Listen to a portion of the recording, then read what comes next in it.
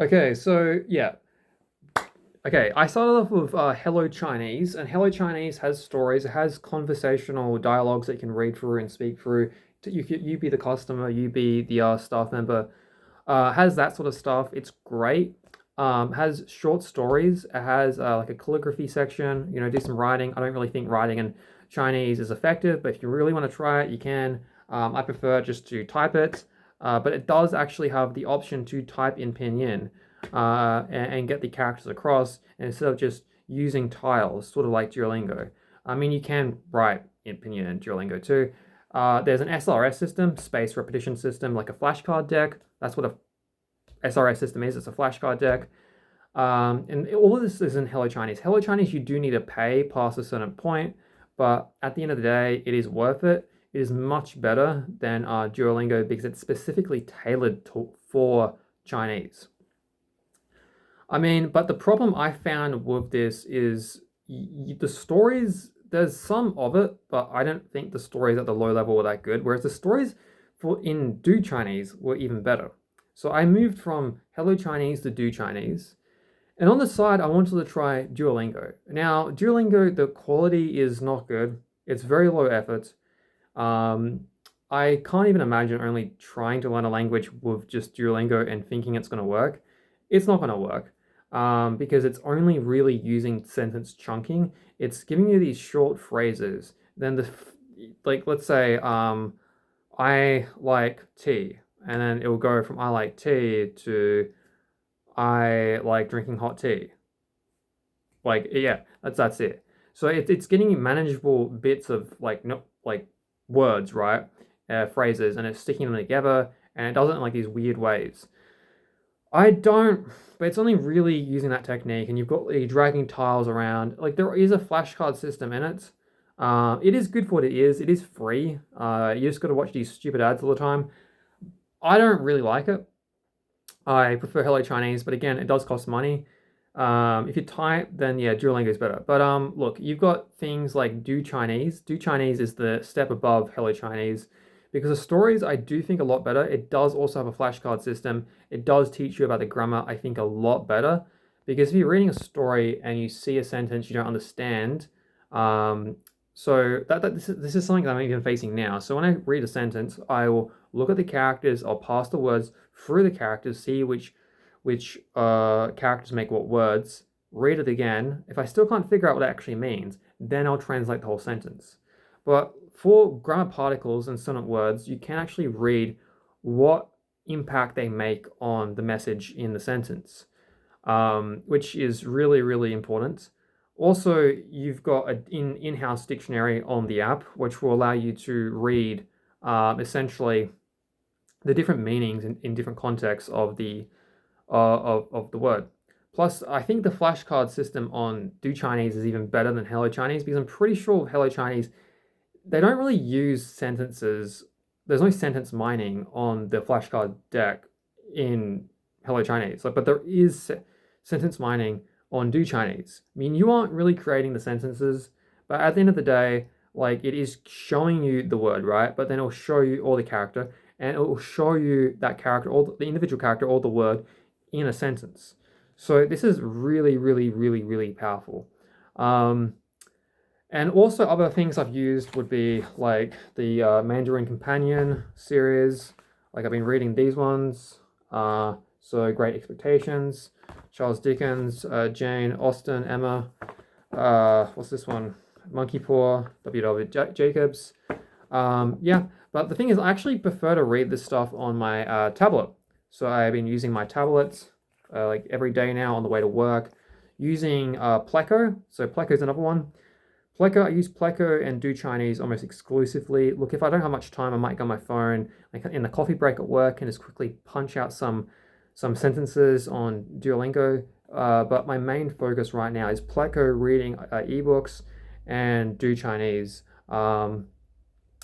reading the short stories on that because I see that as the most impactful way.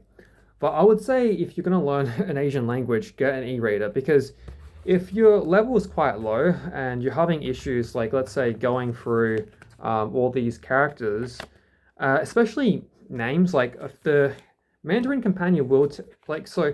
If you're new to Chinese, like, the biggest issue really is a person's name, like nouns of places and people, because of just the way names function. Like it's different characters merged together, but it's a lot harder to detect a name in Chinese than say a European language because it's just a lack of unique sounds in Asian languages. So, I mean, the good thing about these books is they do say the names at the start, but also e-readers like Pleco can detect it most of the time. Do Chinese like the reader for that? The stories are made by the same people who created the reader, so it's 100% going to work. And also the audio that's in that, the audio that's in that is 100%. I mean, it's authentic. It's a person speaking. It's not a robot. Pleco is using a robot though. On top of this, there's Link. I've used Link a little bit, but I'm more focused on Pleco and Do Chinese. Um, what else have I used? Also, doesn't it's not really in Chinese, but I've been using the guys who made the Mandarin Companion books. They've got a podcast called You Can Learn Chinese, and it gives me sort of like motivation to keep going. And also, it's like, okay, living in a English speaking country where no one's really learning any other language or any language really at all, you do feel a bit alone learning a language. So I listen to it because, okay, like they're like comrades in this hard work that I'm doing. And they interview people from all around the world who've learned Chinese and been successful. So all sorts of people like carpenters, actors, academics, just everyone really. And you realize that anyone can learn Chinese, and it is quite beautiful. Um, and also they'll give you, they've got quite academic podcasts where they'll, well, not too academic, but they'll get like an academic article about linguistics and they'll break it down and they'll actually show you, it'll help guide your reading, help guide your listening, because they'll talk about techniques to learn Chinese. Like, because I think a very important part of learning a language is not necessarily a knowledge of any given language, but knowing how to learn a language, knowing how to learn, you know, not knowing not knowing the language, but knowing how to learn, like knowing the process of going through it. Like, for example, with the piano, I download the sheet music and I read it and I play it over and over again every day. I go for that loop of playing it, playing it, playing it, playing that bar, playing that measure, whatever. But then with Chinese, I go into my e-reader, put some earphones, go on the train, listen and read at the same time. With the books, same thing. I do prefer at the moment reading these ebooks. I'll find the ebook online and I'll read it on the tablet, simply because it's just less painful. It can be quite painful looking up this character, that character, because that is an issue I think with Chinese at the beginning, because I'm not sure if I'm pronouncing this correctly, but the characters, they're not 100% a phonetic block and they're not 100% a morpheme, but they can act as either one.